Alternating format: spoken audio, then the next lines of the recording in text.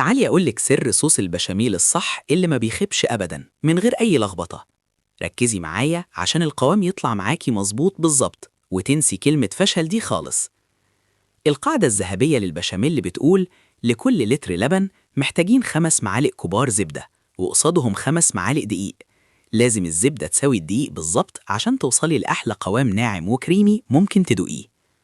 بس خلي بالك، لو بتعملي مكرونة بالبشاميل الموضوع بيختلف شوية عشان المكرونة أصلا فيها نشا، فلو البشاميل تقيل قوي الطبق هيطلع معاكي مكتوم وماسك نفسه زيادة عن اللزوم.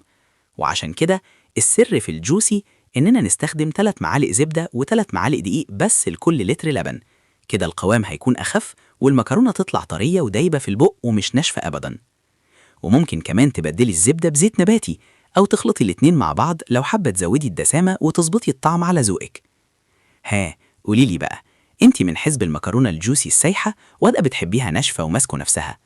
مستنية أعرف رأيك وطريقتك في الكومنتات، وما تنسيش تعملي لايك وشير عشان الكل يستفيد. تفاعلك بيفرق معايا جدا وبيشجعنا نستمر ونقدم لك كل جديد. وطبعا ما تنسوش تصلوا على الحبيب عليه أفضل الصلاة والسلام.